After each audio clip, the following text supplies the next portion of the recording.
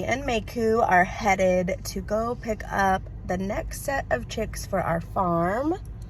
And get little chicks. I think I ordered 20, but today I think we're only getting 4.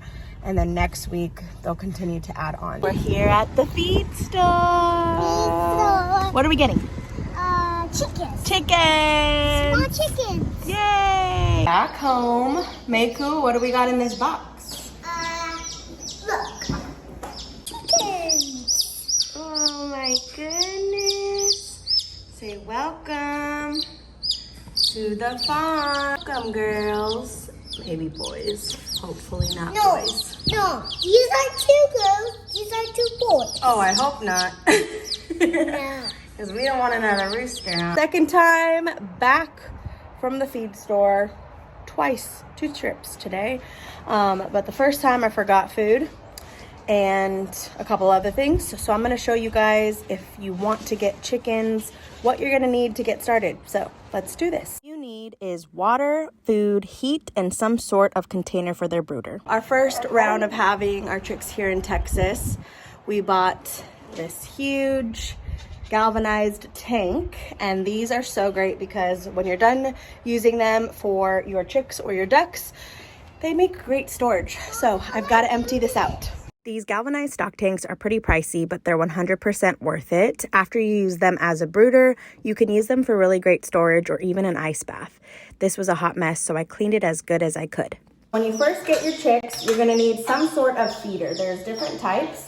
These are 2 examples of feeders, and then you'll need some sort of watering situation. I personally just like to use a bowl. It works best because they grow so fast that by the time that they grow out, they're already going to be part of our farm. Next thing that's important is feed, and then some sort of bedding for the bottom of your brooder. So I personally like to use these pine pellets, and what happens when they get wet, they basically dissolve like in mush. And so I like these because they absorb water better, at least in my experience. With ducks, these didn't work that great because they got so wet because ducks are so messy, whereas with chick, it can stay clean pretty easily.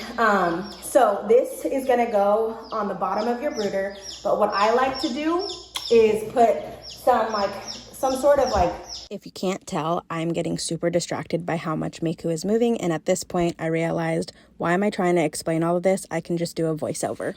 I'm gonna show you how I set up the brooder. Here we go.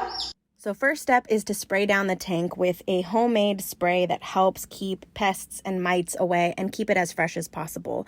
So for me, I use thieves cleaner, purification, lavender, and rosemary. Then I put down a layer of paper towels for extra absorption, and then I put down pine pellets.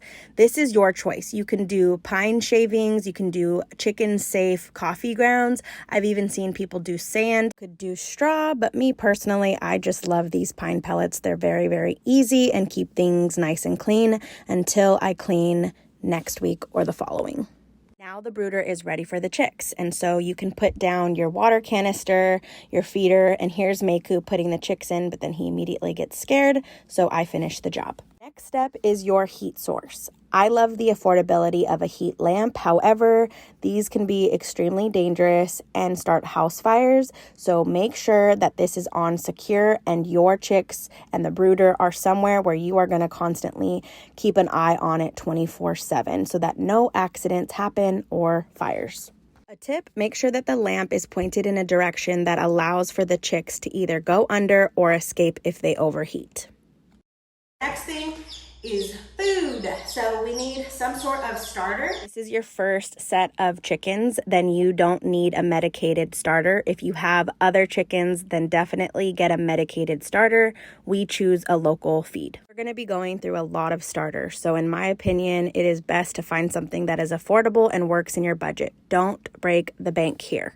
You're all set. You've got your food, your water, your bedding, your brooder, and your heat. Now find a safe place for them to be for the next couple of weeks.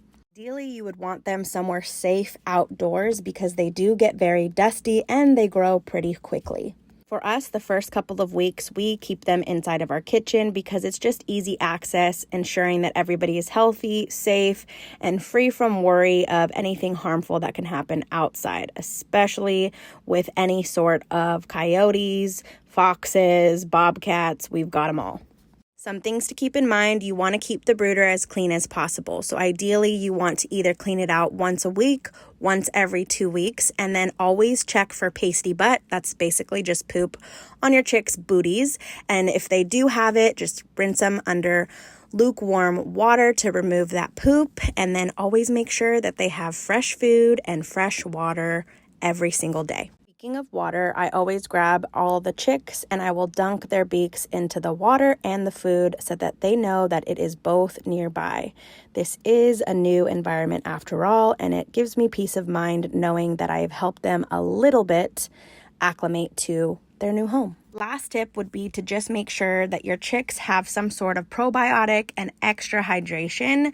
These first couple of days, they are going to look a little bit like they are struggling, and 9 times out of 10, they are probably just hungry and dehydrated. So give them a little TLC and they will be just fine.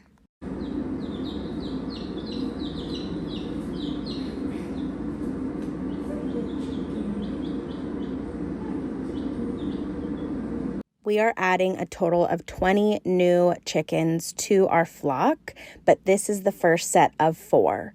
This breed is Cuckoo Moran. They are a black and white speckled type of bird, and they lay 200 dark brown eggs per year.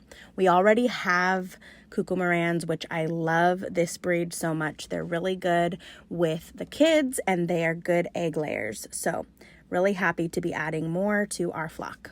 The rest of the chickens that are coming are Easter and olive eggers, which we are so excited about, the green eggs. And that's it, you guys. Thank you so much for watching, and I can't wait for the kids to get home so that they can freak out and love on these babies like you see me doing here.